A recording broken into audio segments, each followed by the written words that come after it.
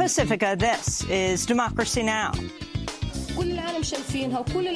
whole world saw what happened to my daughter, and I call for international protection. Where is this international protection? Where are the human rights? How was my daughter a threat? What was her weapon? Witnesses say Israeli soldiers shot dead 21-year-old Palestinian medic Razan al-Najjar as she ran toward the border fence to provide medical aid to a wounded protester. Since nonviolent protests began at the end of the march, Israeli soldiers have killed at least 119 people, including 14 children. More than 13,000 have been wounded. We'll go to Gaza City to speak with Dr. Medat Abbas, director of Al-Shifa Hospital, the largest medical facility in the Gaza Strip. And we'll go to Turkey to speak with Najjar's cousin, Dalia al-Najjar. Then, as a record 42 women run for Senate and victories for female candidates in Democratic primary races have become a trend, some predict 2018 will be a big year for the election of Democratic women. We'll look at the race for governor in Georgia, where former Democratic House Leader Stacey Abrams made history when she became the first African-American woman to win a major party's nomination for governor in the United States. We are writing the next chapter of Georgia's future, where no one is unseen, no one is unheard, and no one is uninspired.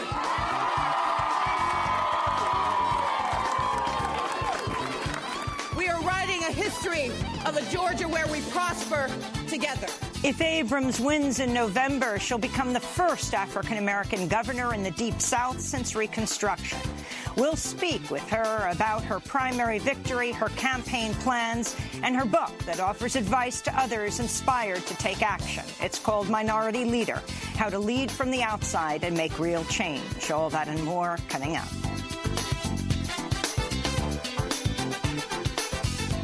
Welcome to Democracy Now!, democracynow.org, The War and Peace Report. I'm Amy Goodman. In Gaza, thousands of Palestinians gathered Saturday for the funeral of 21-year-old medic Razan al-Najjar, who an Israeli sniper shot dead Friday as she was helping evacuate wounded Palestinians at a protest near the separation fence between Israel and Gaza. The Israeli sniper shot her in the chest, even though she was clearly wearing a medical vest and a medical ID at the time of her death. In total, the Israeli military has killed at least 119 Palestinians and wounded more than 13,000 more as part of a brutal crackdown against Palestinians' ongoing nonviolent Great March of Return protests demanding end to the Israeli occupation. This is Razan's mother, Sabrina al-Najjar. The whole world saw what happened to my daughter, and I call for international protection. Where is this international protection? Where are the human rights? How was my daughter a threat? What was her weapon? This is her weapon, this medical equipment. This is my daughter's weapon. This is what she was resisting with. On what basis did the soldier kill her? She's been targeted since the first day of protest. So many times. She has survived death. She would come through and tell me what she went through. May God account every person who is silent about this. Headlines will speak with Razan's cousin Dalia, and we'll go to Gaza to speak with Mr. Medat Abbas, the director of the Al-Shifa Hospital, the largest in the Gaza Strip. President Trump's lawyer, Rudy Giuliani, claims Sunday Trump has the power to pardon himself. It's not going to happen. So it's a hypothetical point. I think the presidential power, there's nothing that limits the presidential power of pardon from a federal crime, not a state crime. President Trump is not going to do that. He's obviously not going to give up any of his pardon powers or any other future president's pardon powers. But under these circumstances, he's not going to do that. Giuliani made the claims only one day after the New York Times published a 20-page letter written by Trump's lawyers to special counsel Robert Mueller, in which his lawyers claim Trump is above the law, thus cannot have illegally obstructed the Mueller investigation. In the January 29th letter, they claim it remains our position that the president's actions here, by virtue of his position as the chief law enforcement officer, could neither constitutionally nor legally constitute obstruction, because that would amount to him obstructing himself, and that he could, if he wished, terminate the inquiry or even exercise his power to pardon if he so desired, unquote. In North Korea, 3 top military officials have reportedly been removed from their posts amid preparations for the proposed June 12th summit between President Trump and North Korean leader Kim Jong-un. In a reversal, President Trump announced Friday he would hold the summit after canceling the proposed meeting only a week earlier. In Guatemala, at least 25 people have died after the Fuego volcano erupted about 25 miles southwest of the capital, Guatemala City. Hundreds more were injured when lava poured down the mountainside and engulfed nearby villages. The Guatemalan president, Jimmy Morales, has declared 3 days of national mourning. In Jordan, thousands of protesters took to the streets of the capital Amman for a 4th straight night Sunday, amidst a growing anti-austerity movement sparked by an income tax increase backed by the International Monetary Fund. The protests are the biggest in Jordan. Al Jazeera reports Jordan's King Abdullah II is expected to ask for Prime Minister Hani al-Mulki's resignation today, the biggest protest in Jordan in years. This is Yasmin Miyar, one of the protesters. To be honest, the citizens cannot handle the economic burdens. Who was bearing it previously? We are not the people who should pay the taxes of the IMF and the debts the country is putting onto the shoulders of the people. As you can see, people are protesting and are opposing these decisions. Tunisia's defense ministry says at least 46 refugees died when their boat sank off Tunisia's coast Sunday. The refugees were from Tunisia and other African nations headed towards Sicily. The United Nations says at least 660 refugees have died crossing the Mediterranean so far this year. In Nicaragua, at least 6 people were killed over the weekend amidst escalating anti-government protests that have engulfed Nicaragua since mid-April. More than 110 people in the protests so far, of them killed, the majority killed by security forces or paramilitary groups loyal to Nicaraguan President Daniel Ortega. On Sunday, Pope Francis prayed for peace in Nicaragua. I join my brother bishops of Nicaragua in expressing sorrow for the serious violence carried out by armed groups to suppress social protests which have caused dead and wounded. I pray for the victims and their families. The Church is always for dialogue, but this requires an active commitment to respect freedom and, above all, life. I pray so that all violence could cease and so the conditions for the resumption of dialogue could be found as soon as possible. In Puerto Rico, residents lined up hundreds of pairs of shoes outside the Capitol building in San Juan Friday as a memorial to those who died after Hurricane Maria. The action came after a stunning study by Harvard researchers revealed the storm's death toll is at least 4,645 people, 70 times higher than the official count. This is Neda Morales-Perez speaking at the vigil. I'm here because my sister died. My sister is part of the statistics. She got in an accident and they couldn't operate on her in time. She was in the emergency room in the trauma unit, and she was in the intensive care unit for 51 days, until she died on December 21st, 2017. In Texas, Oregon Democratic Senator Jeff Merkley was barred from entering a detention center for immigrant children in Brownsville Sunday after traveling to the center, housed inside an old Walmart, to see firsthand the Trump administration's practice of separating immigrant children from their parents. Federal authorities reportedly separated at least 600 immigrant children from their parents last month, sparking outrage and international condemnation. Meanwhile, in more immigration news, Houston authorities say there was a 16% drop in reports of domestic violence from the Latino community last year. Community advocates are concerned women are not reporting domestic violence out of fear of deportation. And in Denver, Colorado, an off-duty FBI agent shot and wounded a man at a bar after the agent did a backflip in the middle of the dance floor, causing his gun to fall out of his holster and fire accidentally. And in New York City, hundreds of sex workers and their allies rallied outside the Stonewall National Monument Saturday and marched to Washington Square Park to demand protections for sex workers on International Whores Day. This is Dominique. Let me make this abundantly clear. Sex work is work. Woo! Thank you. It is labor. It is a solution more accessible than many others. It provides immediate income to its workers across a multitude of genders, races, nationalities, and abilities. When other doors are shut, sex work is open. Keep the door of internet sex work open, of safer sex work open, of consensual sex work open. Let us work. Let us live. And those are some of the headlines. This is Democracy Now!, democracynow.org, The War and Peace Report. I'm Amy Goodman.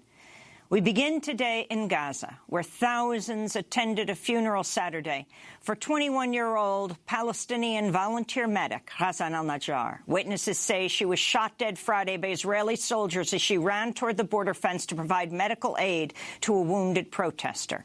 This is a description of the attack from James Heenan, head of the Office of the United Nations High Commissioner for Human Rights in the occupied Palestinian territory. Quote, reports indicate Ghassan was assisting injured demonstrators and wearing her first responder clothing, clearly distinguishing her as a healthcare worker even from a distance.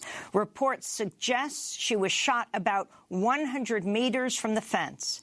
Under international human rights law, which applies in this context along with international humanitarian law, lethal force may only be used as a last resort and when there is an imminent threat of death or serious injury. It is very difficult to see how Ghassan posed such a threat to heavily armed, well-protected Israeli forces in defensive positions on the other side of the fence, Heenan said. Najjar was taken to a hospital where she died from her injuries. Her mother held her daughter's blood-stained medical vest as she spoke with reporters and demanded justice. The whole world saw what happened to my daughter, and I call for international protection. Where is this international protection? Where are the human rights? How was my daughter a threat? What was her weapon? This is her weapon, this medical equipment. This is my daughter's weapon. This is what she was resisting with. On what basis did the soldier kill her? She's been targeted since the first day of protest. So many times. She has survived death. She would come through and tell me what she went through.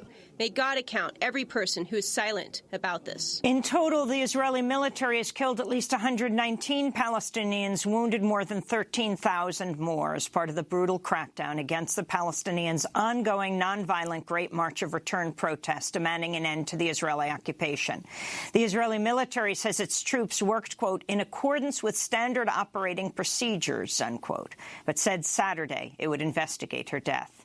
A volunteer ambulance worker told the Associated Press he and Najjar were planning to announce their engagement at the end of Ramadan. Meanwhile, Friday, the United States vetoed a UN Security Council resolution that would have condemned Israel's, quote, excessive, disproportionate and indiscriminate force, unquote, against Palestinians. The U.S. ambassador to the UN, Nikki Haley, said the resolution was one-sided. On Sunday, Israeli air forces fired at Hamas sites in Gaza after they said militants fired rockets at Israel. Also Sunday, Israeli Prime Minister Benjamin Netanyahu tweeted he'd reduce the tax funds shared with Palestinians in order to compensate Israelis living near the Gaza Strip who say their property was damaged by fires caused by kites rigged with incendiary devices or attached to burning rags. Well, in a minute, we'll go to Gaza, but first we want to turn to Ghassan al-Najjar in her own words. This is an excerpt from her interview with the New York Times when she said Gaza needed more female medics like herself. Being a medic is not only a job for a man, it's for women, too. Sometimes the injured are women. Who will treat them? Yes, a man can, but we have a big role here. We have one goal, to save lives and evacuate people, and to send a message to the world. Without weapons, we can do anything. This is the tent where the volunteers work daily. We volunteer here every day. We do this for our love of the country. It's humanitarian work. We don't do it for money. We do it for God. We don't want to get paid or be employed.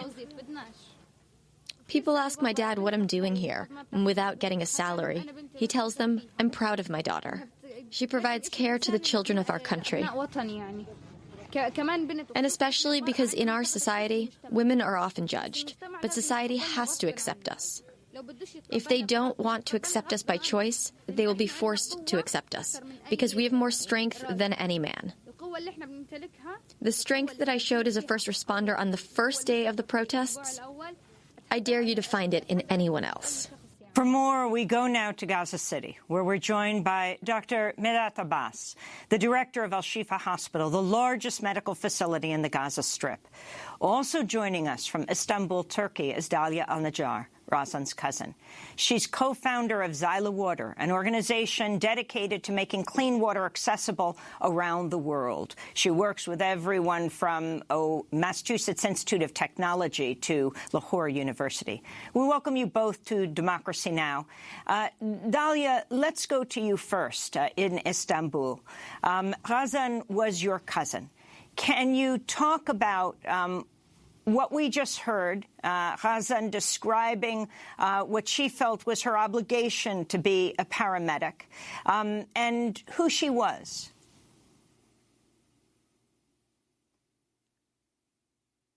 Thank you. Razan was a very strong-minded girl since she was very young. She always had dreams. She loved life. She was a source of positivity all the time. And being a nurse was one of her dreams. She worked hard to be one. She couldn't get a degree in nursing, unfortunately, because of the financial situations her family were living under. And then she went and got a training in nursing for 2 years. And she worked as a volunteer for 2 years without being paid. And then she felt it's her duty to be a first responder, because it's everyone's duty. Everyone has a role in what's going on, and she felt that she can do what she's best at by being a first responder. She was one of the first female first responders, and she inspired many people. I heard stories from her colleagues saying that other first responders used to motivate each other by mentioning her and talking about her. If anyone is sitting, they would tell him, "Come on." Razan broke her wrist, and yet she completed her shift. So she's a source of inspiration for everyone. I want to go back to Razan Al-Najjar in her own words, talking about her life as a volunteer field medic in Gaza. She was speaking to TRT World weeks before she was shot and killed by Israeli forces Friday. With all pride, I want to continue helping others till the last day. I'm paramedic Razan Al-Najjar. I'm 20 years old, working here as a field paramedic. The first day was the hardest for me. I suffocated from tear gas 3 times. The entire medical team was targeted. A colleague was shot in the back, and my friend, a nurse, was shot in the hand, and another colleague was shot near the ear. We gave them first aid in the field, and then we continued our work. We sent them to the hospitals and carried on in our work. Today, I was almost shot, but thanks for God's mercy. I was safe, and also yesterday I was suffocated from the tear gas. I fainted for about an hour. I woke up in an ambulance and I left it. I went crazy because I wanted to continue my work and my journey. I came to give care, not to get care. With all pride, I want to continue to the last day. That, again, was Razan Al-Najjar's speaking. She was killed on Friday by an Israeli military sniper. Dalia, Razan's mother said, "I wish I could have seen her in her white wedding dress, not her shroud." She was about to get engaged after Ramadan? Yes, true. One of her colleagues, medics as well, was interested in her, and they were to call their engagement after Ramadan. You spoke to Razan's mother on Sunday night. Can you tell us about your conversation and what she said to you, your aunt?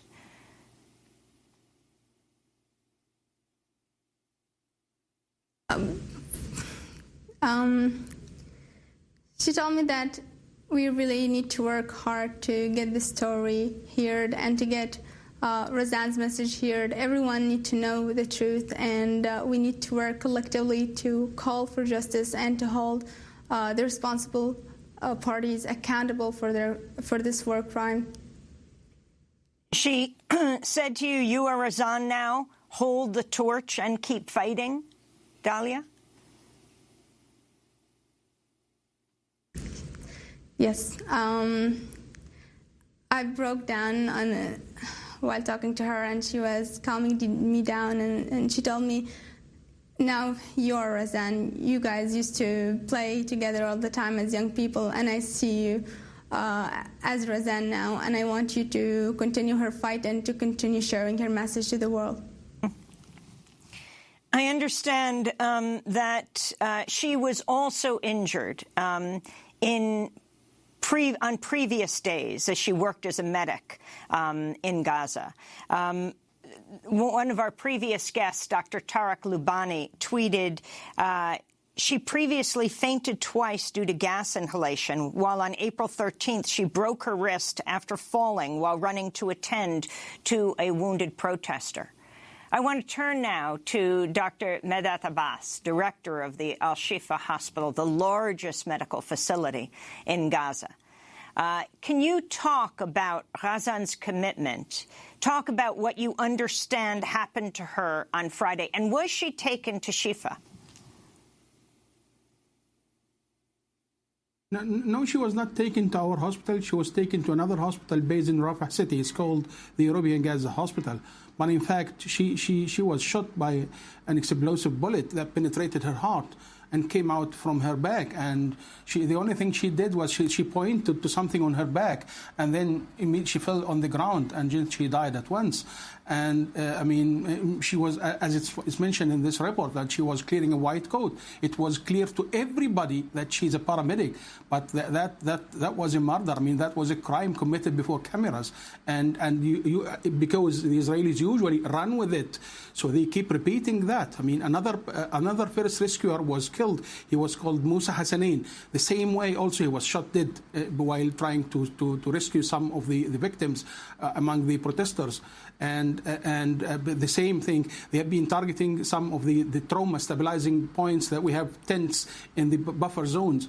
In those tents, we used to treat those victims of the Israeli aggression against our people, but at the same time, usually they target those tents by gas, by tear gas, and unfortunately, we gave the Israelis the GPS through the ICRC. But again, they are still insisting to target the medics and paramedics everywhere, wherever they are. And we will never, ever forget the war of the 2014, where they targeted complete hospitals. They demolished a hospital called the Wafa Hospital totally, and they attacked other 3 hospitals with partial destruction. I mean, so it's not the first time where they attacked medics and paramedics and health facilities. So can we talk about what has taken place over the week since March 30th? March 30th to May 15th, the 6-week nonviolent protest called the Great March of Return. Up until now, are your figures 119 Palestinians dead and 13,000 wounded? Yeah, 13,700 almost, and 123 today killed. In fact, before the March of Return, we've been living under a blockade for 10 years, more than a decade. And the poverty is prevailing, the unemployment is prevailing, and we've been suffering of shortage of medicine and restriction of movement of people across borders, because our borders are sealed most of the time. So it was a very miserable situation before the March of Return. After the March of Return started, then the people start to... we have never ever thought that the people would be targeted like that way. Well, just we thought they might use some tear gas, and that was the only thing we thought that may be used. But we were shocked by the large numbers of casualties arriving to our hospitals in serious condition. When the first day they killed almost 30 persons, and they wounded 1,500 or 1,700, and the numbers start to mount every week, and we reach now a tragedy. And in the health sector, on the other side, we've been suffering. Our staff are working without salaries. Most of the time, they're just taking some stipends, which are not enough to meet any of their financial needs. And because of, and we have shortage of electricity, shortage of maintenance and spare parts. Everything is quite difficult in our hospitals. And the total bed capacity that we have is 2,200 beds. Imagine that we have admitted 7,000 victims of this aggression in the last 2 months. So I remember Monday of the 14th of May, where we received 3,000 injured, and we lost almost 63 were killed that day, that the people were thrown in the ground in their blood. I mean, it was just a very miserable situation, that our capacity was full. In my hospital, where I have 14 operation rooms, all of them were operating along the hour, and the victims were thrown on the ground. We have no rooms to treat them. There was no way. Our triage tent that was expanded was full of them. And usually, because they use many kind of bullets, but there's a kind that they use which is called the explosive bullet, which will take out the bone and the blood vessels and leave nothing in the limb. They used to target the extremities, the lower limbs in particular. There is an artery called popliteal artery and another one called the femoral artery. Once they are targeted, the patient will arrive to the hospitals with a hemorrhagic shock, and it will be very difficult to save their lives. And we have been existing too much effort to save the limbs of those people, but till now we lost 33 limbs were amputated during this aggression, and still they are not denying their intention to continue targeting the civilians at the border side. Of course, as it is quite clear that it is a violation of Geneva Convention, which will protect all the medical personnel in the fields, and it also should protect the civilians everywhere during conflict times. But in fact, we are shocked, and we condemn by all the words what's being happening today. And believe me, we felt so sad by the United States backing them in the United Nations. The only thing that was required is just to protect civilians. We're not requiring anything. The goal of this return march was just to break the siege. We need to be free. They are putting us in this country. We cannot travel. We have no salary. We have no hope. We have no electricity. We have nothing. And we want to be free like any other country in the world. Many of those people were children. Many of them were women. 2 women were killed since the beginning of the Great March of Return. And the only thing the people are requiring during those demonstrations are to break the siege and to return back to their homeland, which was stated clearly by the United Nations Resolution number 194. Dr. Abbas, can you comment on whether you think medical personnel like Ghazan are being targeted? According to the Palestinian Ministry of Health and the Palestinian Red Crescent Society, 245 health workers and 40 ambulances have been targeted by Israeli security forces since the Great March of Return began on March 30th. Before you answer, I wanted to turn to Dr. Tarek Loubani. I interviewed him 2 weeks ago, the emergency room medical doctor, a Canadian Palestinian doctor. He was one of 19 medical personnel at the time shot in Gaza. Dr. Loubani, an associate professor at Western University in London, Ontario. The medic who went to help him was shot dead an hour later. I asked Dr. Loubani if he felt he was targeted. I don't know the answer to that. I don't know what orders they received or what was in their heads. So I can't tell you if we were deliberately targeted. What I can tell you is the things that I do know. In the 6 weeks of the march, there were no paramedic casualties. And in one day, 19 paramedics, 18 wounded plus 1 killed, and myself were all injured. Or were all shot with live ammunition. Musa was actually in a rescue at the time, but everybody else I've talked to was like me. We were away during a lull without smoke, without any chaos at all, and we were targeted, and we were rather hit by live ammunition, most of us in the lower limbs. So it's very, very hard to believe that the Israelis who shot me and the Israelis who shot my other colleagues, just from our medical crew, 4 of us were shot, including Musa Abu Hassanin, who passed away. It's very hard to believe that they didn't know who we were, they didn't know what we were doing, and that they were aiming at anything else. So that was Dr. Tarek Loubani, who's back in Canada now. He is a Canadian emergency room doctor, shot in Gaza by an Israeli sniper. Again, the paramedic who helped him was then shot dead. Dr. Medet Abbas, do you feel medical personnel are being targeted? Oh, sure. Sure, that cannot be denied, and I'm quite sure that this is goal-directed. It's an intention. They wanted to scare everybody so that nobody asks for his rights for freedom and his right to return back to his homeland. This is the problem. And scaring people like that way is a miserable act. It should be condemned by everybody in the international community. And we received support messages from many NGOs all over the world communicating with us, say that they offer their solidarity with us. But again, still, the United States are still insisting to back Israel for what they do, killing civilians. We hope that the propaganda that we listen in the media is not right about that the people who are demonstrating are terrorists. No, they are not terrorists. They are unarmed civilians. The only thing they want is their freedom. They are trapped in the biggest prison, air-open prison in the world. Enough is enough. The people need their freedom, and that's our right, I think. Dr. Medet Abbas, thousands came out for the funeral of Ghassan on Saturday. Can you describe what took place? Well, just the people just wanted to express their anger, their condemnation of this act. And everybody, it was like a mass grief in Gaza Strip. Everybody cried for her and for the loss of the others, 123 persons who were killed.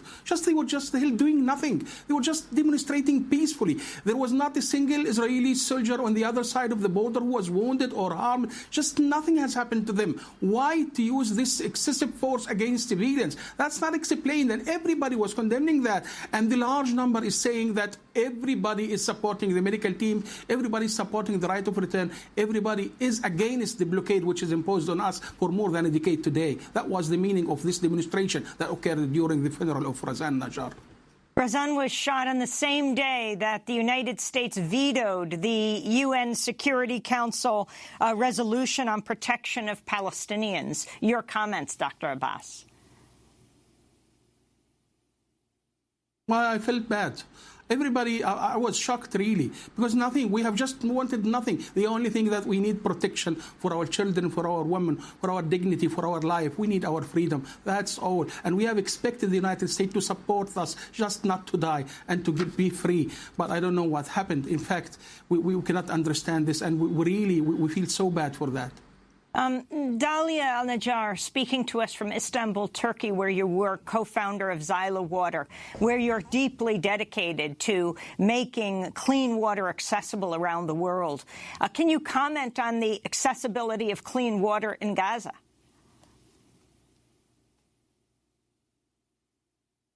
Well, 97% of the water in Gaza are unfit for human consumption. So the water situation in Gaza is really horrible, and I'm exploring solutions and alternatives all the time to try to help. But it's impossible to do anything in Gaza without lifting the blockade and freeing the people and granting the freedom of movement and the people to be able to bring resources to build and to live normally. Actually, I haven't seen my family in 2 years, and it's really a tough time right now, and I can't be there with them. And so this is what we need to do. We need to, first of all, to lift the blockade, and then we will find solutions to everything else. Without lifting the blockade, it's really hard to navigate any solutions for all the problems and the crisis that Gaza is suffering from. And your thoughts on Razan being killed the day that the U.S. vetoed the UN Security Council resolution on protection of Palestinians? It's really disappointing. The whole world is watching one country of occupation bullying everyone else, and no one is doing anything. It's such a shameful, it's a shameful side that the United States decided to take, and it's really disappointing. And we wish that they would rethink this and would work toward justice, because peace will never emerge if we keep acting the way people act and the way the political leadership in the world acts. We need people to to seek for justice, and this is how peace will be built. And finally, Dr. Medhat Abbas, have Israeli doctors, Israeli hospitals reached out to Shifa? Your hospital is the largest medical facility in Gaza during this time. The director of the International Committee of the Red Cross has said the violence since the Great March of Return has triggered a health crisis of unprecedented magnitude in this part of the world.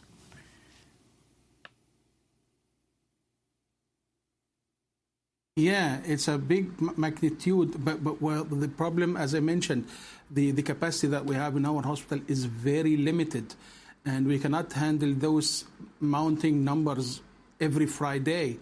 It's a disaster. And I mentioned that on the 14th of May, we were not able to handle most of the cases who were thrown on the ground because all the operation rooms were operating till next day morning, and we were not enough to meet the need of those bleeding victims outside. For that reason, we are still appealing, and thanks for the ICRC and WHO. They have been supporting us strongly during those events. But in fact, we have too much needs which are not yet met because of lack of donors and shortage of funds arriving to Gaza during this crisis. And it was mentioned, we were disappointed. We still need support. We still need our freedom. We still need medications, and we need these borders, the sealed border, to be opened for God's sake. And have any Israeli hospitals or doctors reached out to you to help? Well, no, not at all. But Palestinians from the West Bank have arrived. Jordan colleagues, they have arrived, also some vascular surgeons, but none of them have arrived to us, no. I want to thank you both very much for being with us. Dr. Medhat Abbas, director of the Al-Shifa Hospital in Gaza, the largest medical facility there, and Dalia Al-Najjar, Razan's cousin, co-founder of Zyla Water, an organization dedicated to making clean water accessible around the world.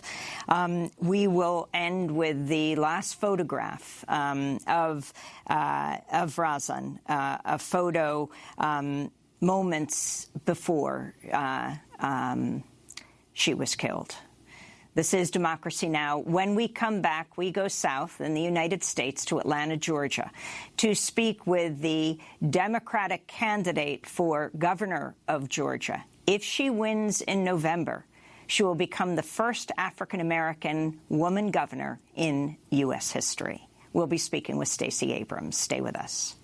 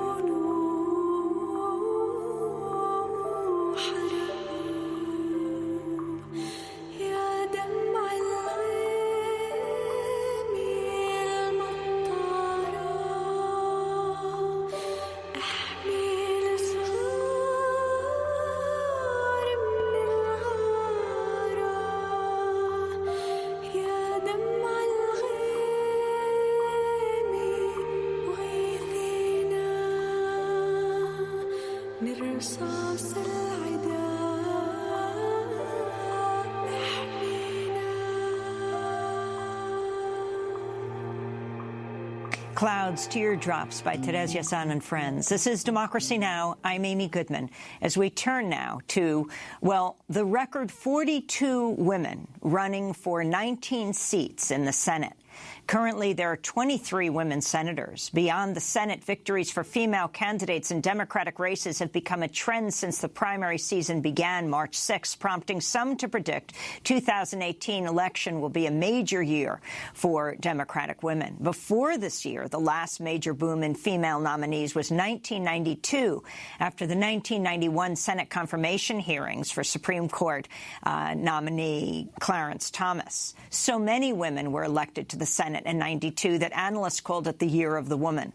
Well, today we're going to look at one of the most exciting races for governor. It's in Georgia, where the former State House Democratic leader, Stacey Abrams, made history weeks ago by becoming the first African-American woman to win a major party's nomination for governor in U.S. history.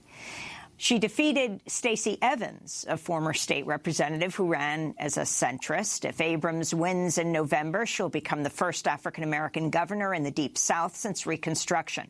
Abrams is the former House Minority Leader for the Georgia General Assembly. She received the endorsement of numerous progressive organizations, including Our Revolution, the political group that grew out of Bernie Sanders' run for the White House. Stacey Abrams addressed her supporters at night on May 23rd.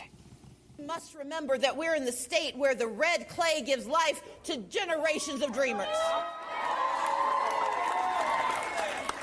A state where when Martin marched on ballot boxes and challenged a nation's conscience. A Georgia that gave us the godfather of soul, the queen of the Met, and sent a peanut farmer to the Oval Office. That was Stacey Abrams on her primary victory night. This November, she faces a tough race against her Republican opponent who hasn't been decided yet. He'll be decided on in a July 24th runoff.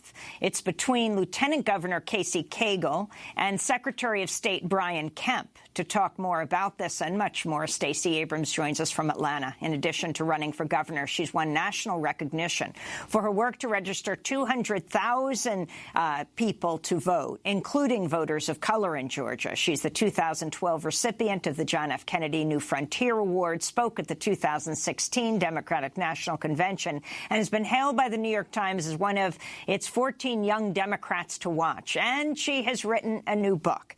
It's called Minority Leader, How to Lead from the Outside and Make Real Change. Stacey Abrams, welcome back to Democracy Now! We interviewed you in 2014 around the 200,000 people that you helped to register to vote. We're asking you right now your feeling that night in May when you won, making history in Georgia, when you won the Democratic nomination for governor. Well, Amy, thank you so much for having me back. And it was an extraordinary night, not just for me and what it symbolized for women and women of color, but what it symbolizes for Georgia and for America. We're changing the face of leadership in this country.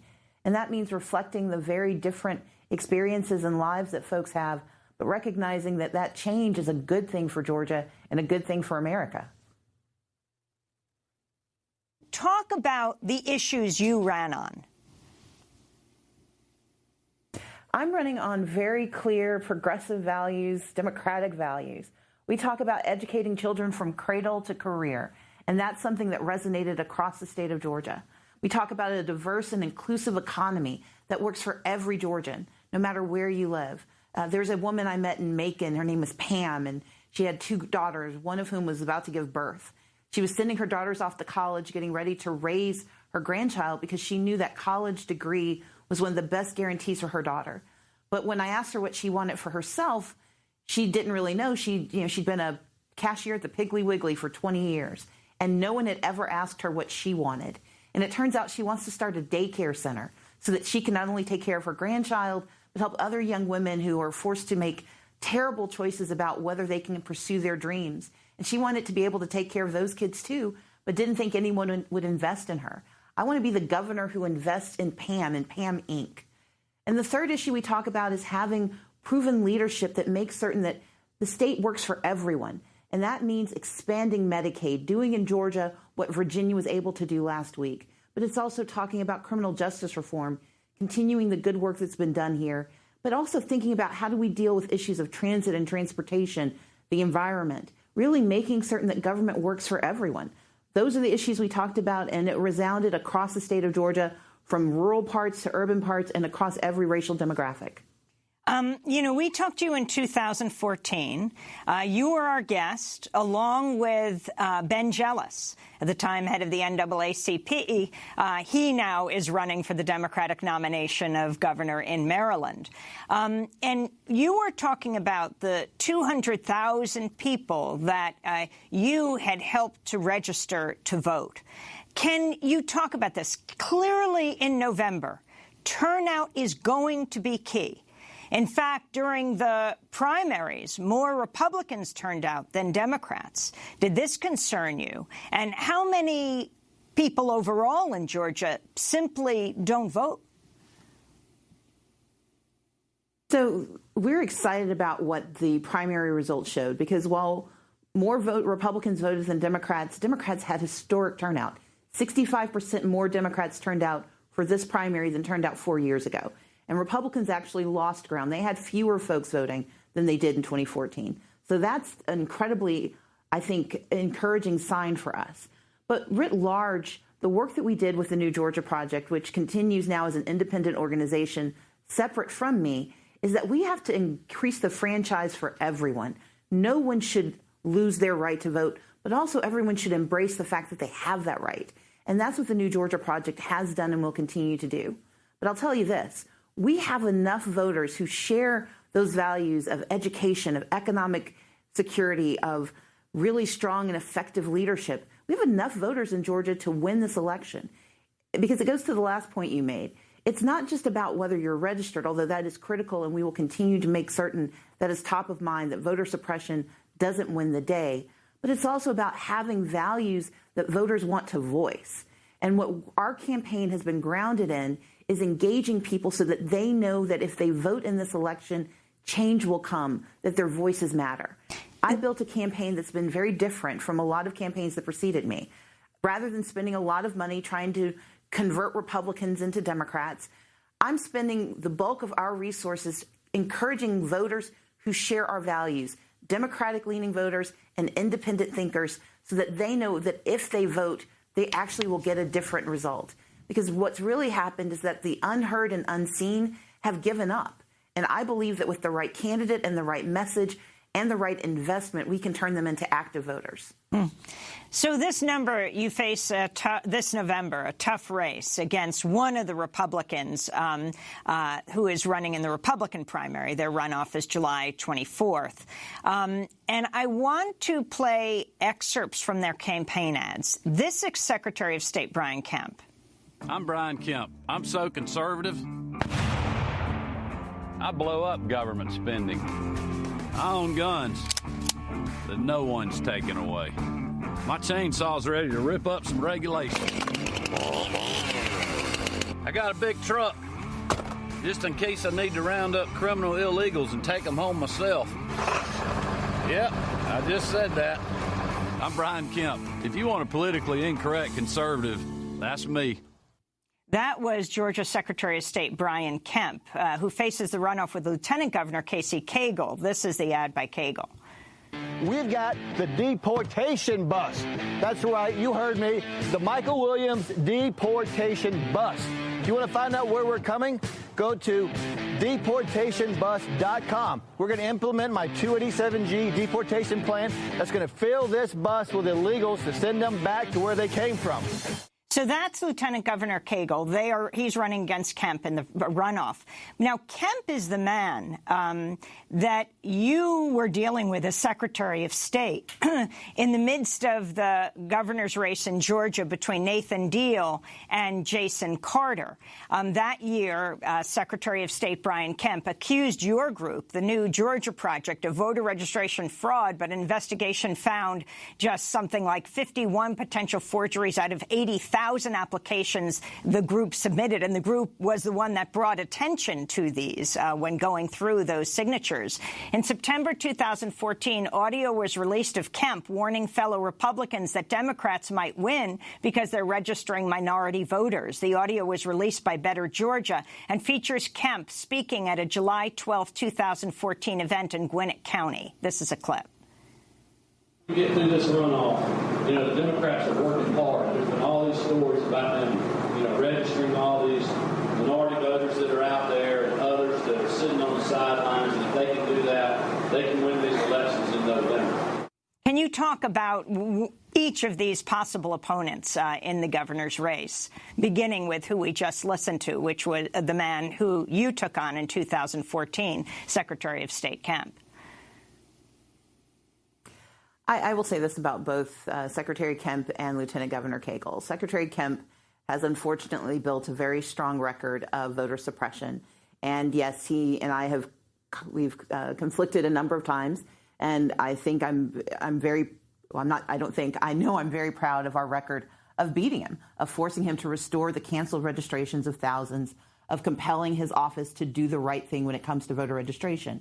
But also, I think it's a challenging conversation to have both with Secretary Kemp and with Lieutenant Governor Cagle, because rather than focusing on how we move the state forward, they have both focused, unfortunately, on this quieter form of bigotry, of how they want to harm communities and hold us back. I will correct one thing, that the commercial played about the deportation bus was actually another Republican candidate who lost. But Casey Cagle, unfortunately, has echoed those sentiments of treating those immigrant communities as less than in the state of Georgia, of trying to harm the LGBTQ community in Georgia. But I'm running a positive campaign where we talk about what we can accomplish together. And that's the reason I ran the New Georgia Project. It's the reason, actually, I wrote the Minority Leader book, because I want us to understand that those who are on the sidelines, those who find their voices muted or find their voices actually silenced, have power. And there is no more profound power in a democracy than the power to vote. And so my mission, both as a candidate and a writer, is to talk to folks about how we own that power, how we hack the opportunity to really take control of our government back. Because we have so many opportunities, not only in Georgia, but nationwide. And I know that in the state of Georgia, if we invest in our voters and if we lift up our values, we can win. What we've seen happen in the last few election cycles, unfortunately, was a disproportionate investment in trying to convince Republicans to vote Democratic. What we are focused on is a people-powered campaign where we own the franchise and where we say, if we value our voters and if we're willing to go to every corner of the state and talk to every single person, we can actually win elections without having to cater to these right-wing, harshly conservative policies that only serve to harm everyone. Lieutenant Governor Cagle is the politician who threatened Delta Airlines, whose home base is in Atlanta. I just was in Atlanta on Saturday speaking to a Delta flight attendant. He threatened to end tax exemption for Delta because they stopped giving any kind of discount for NRA members. Is that right? That's correct. He actually was successful. He stripped the language from a bill, and he took away that jet fuel tax exemption that was proposed. But here's the thing. I am proud to say that I have never gotten better than a D or an F from the NRA. It's the only bad grades my parents have ever been proud of, because I will always stand on the side of gun safety. And this is to someone who understands those who want to own weapons. I come from a family that hunted. I know how to hunt, but I don't do it. But I get to make that choice. But I also understand that the higher responsibility that every person who uses a firearm has is the responsibility for gun safety. And I see absolutely no conflict between being a gun safety advocate who's been endorsed by Gabrielle Giffords and believing that you can have a Second Amendment. And that, again, is a contrast that I have with both of my opponents. I'm not going to fearmonger to win an election. I'm going to focus on the positive opportunities we have for a bright future for all of our families, where everyone has the freedom and opportunity to thrive. And that's really why I'm running. It's why I've been doing the work I've been doing for the last 18 years, because I believe that we can do better by our people. We're going to break, then come back to this discussion. Our guest is Stacey Abrams, Democratic candidate for governor in Georgia, made history in May by becoming the first African-American woman to win a major party nomination for governor in the United States. This is Democracy Now! Back with her in a moment.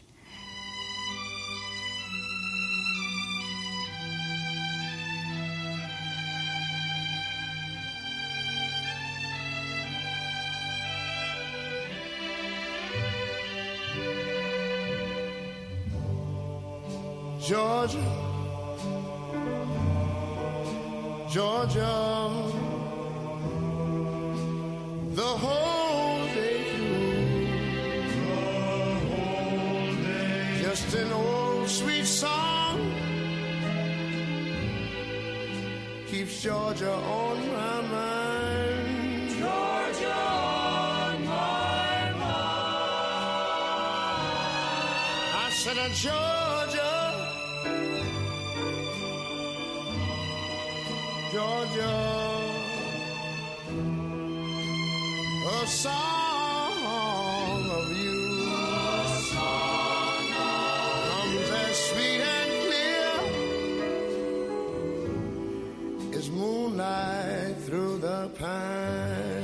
Georgia on My Mind by Ray Charles. This is Democracy Now! Our guest, Stacey Abrams, Democratic candidate for governor in Georgia, made history by becoming the first African-American woman to win a major party's nomination for governor in the United States. If she wins in November, she'll become the first African-American governor in the Deep South since Reconstruction, the first African-American woman governor anywhere in the United States. She served 7 years as the Democratic leader in the Georgia General Assembly. Her new book, titled Minority Leader, How to Lead from the Outside and Make Real Change. In a short graphic novel about your life called Walk Together, it tells the story of how in 1991 you were denied entrance to the Georgia governor's mansion at first when you went there along with other high school valedictorians who'd been invited.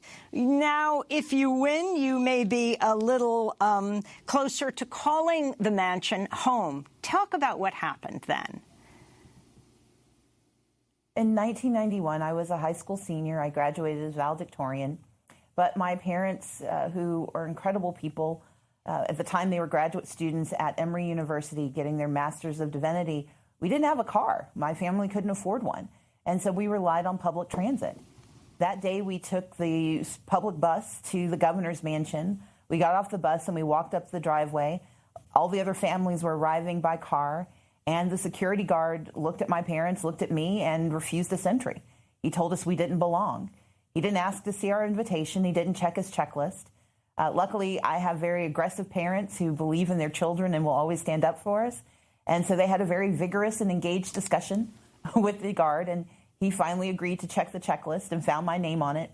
And the point of the story is I was allowed inside, but I don't remember meeting the governor of Georgia. I don't remember meeting my fellow valedictorians. What stuck with me from that day was this man standing in front of the most powerful place in Georgia telling me I didn't have the right to come inside because of who he saw when he looked at me, when he looked at that bus that my parents and I got off of. My mission in this race, my mission in the way I've lived my life is to make certain that we create space for everyone to belong. That when we walk together, when we have good leadership that sees all of Georgia, that no one will ever feel that they are not a part of our history and also a part of our future. And that's been, for me, the most important piece of that story, not the narrative that some may have extracted from it about how I was left behind, but more about the opportunity to go inside and change what it means to be the governor in Georgia, to be a governor in the Deep South. Stacey Abrams, among those who have endorsed you is Our Revolution, the outgrowth of the organization that of Bernie Sanders. What does that endorsement mean to you? I was privileged to be endorsed by Our Revolution, to be endorsed by Senator Sanders, but to also be endorsed by Hillary Clinton. And for me, it's a function of bringing together every faction and every part of the Democratic Party. Valerie Jarrett came down, the former senior advisor to President Obama, came down the Saturday before the election. My campaign is grounded in the notion that we can bring everyone together to win, because our opponent is not the Republicans. Our opponent is the inaction. Our opponent is the lack of educational opportunity for every child.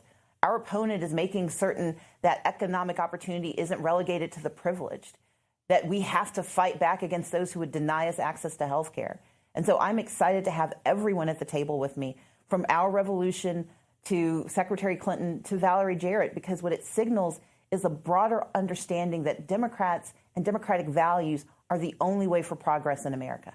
Stacey Abrams, I'd like to ask you to stay so we can do a post-show interview, and we'll post online under WEG Exclusive. Stacey Abrams is Democratic candidate for governor in Georgia. Her new book, Minority Leader, How to Lead from the Outside and Make Real Change. That does it for our broadcast. Democracy Now! Accepting applications for our paid video production fellowships. Go to democracynow.org. I'm Amy Goodman. Thanks for joining us.